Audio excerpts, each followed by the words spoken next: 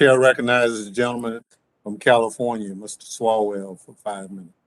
Thank you, Chairman. And I actually agree with Mr. Roggio that Afghanistan was an absolute disaster. And if this committee has time, we should have hearings on why Donald Trump, the twice impeached former president, released 5,000 Taliban troops and set such a public withdrawal date. So he and I are aligned there, Chairman.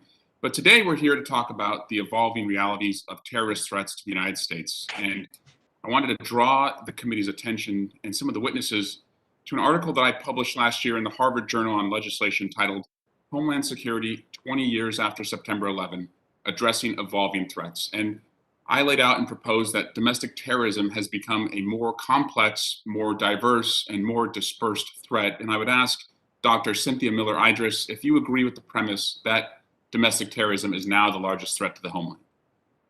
Yes, I believe the data on that is very clear. Thank you. And I'd also like Mr. expertise in tracking global terrorism on the internet and its overall effect on the United States. Do you agree that we must adapt our national security focus to address anti-government extremism and white supremacy violent groups? Yes, I think that it's imperative that we do so. And Mr. Rasmussen? Any ideologically driven movement that would result in violence or terrorist activity directed at innocent populations is, of course, worthy of that level of scrutiny and policy attention. And Dr. Miller-Idris, given what's happening in Ukraine and as Russia is amassing both cyber efforts and ground troops for a potential invasion there, what can you share about how this geopolitical conflict is being characterized by far-right violent extremist groups? Thank you for the question. I think like any other geopolitical conflict, we see that there are potential ripple effects for terrorist actors and extremist actors. And in this case, on the white supremacist extremist side, we have already been seeing quite a bit of chatter online, including dedicated chat rooms spewing really anti-Semitic conspiracy theories about the conflict and about Ukraine's leadership being Jewish. And I think we can see the ways in which it's fueling both recruitment efforts, invitations to come train for white supremacist foreign fighters, and the potential for further instability, in fact, in other parts of the region. So it's very early. We don't know how that will all pan out. I don't want to sound overly alarmist, but I think that it's something that should be watched closely. Mr. Greenblatt, is there value in America's leaders in condemning violent rhetoric among different groups in America that try and associate with one political party or another?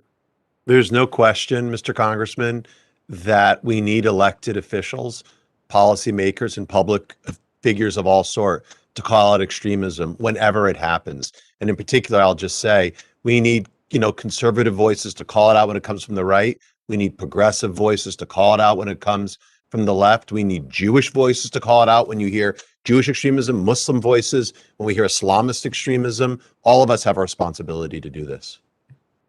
I agree. And it was suggested earlier that, there's not a condemnation of Antifa. And let me make it clear that I absolutely denounce Antifa. I denounce any violence used in the name of any political movement that associates with democratic politics. And I would hope that my Republican colleagues could denounce the Proud Boys and could denounce the Oath Keepers and could denounce the whatever percenters group that's out there, and also could denounce this crazy idea that the former president would give pardons to people who were at the Capitol on January 6th carrying a Confederate flag or were part of a group or a mob that killed a police officer. And so I do agree with you, Mr. Greenblatt, that it takes both sides. And I will make sure that you and others hold me accountable when there's groups on the left who engage in violence or violent rhetoric, and make sure that we loudly condemn it. And I would just invite my colleagues across the aisle to do the same, because I think we'll be safer as a country when that happens. And I'll give you the last word.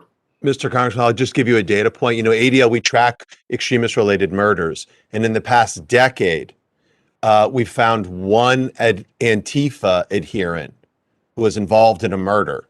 And that happened in 2020. Whereas right-wing extremists have been involved in 75% of the 429, domestic extremist-related murders in the United States. Okay. Domestic Islamist extremists, 20%. So just to put it in perspective, like Antifa sure is it a problem in theory, but in practice, the white nationalists, the armed militia enthusiasts, the QAnon adherents, the accelerationists, etc., these literally are a threat to the homeland in a way that dwarfs anything else. Well said, and I yield back. Gentleman yields back.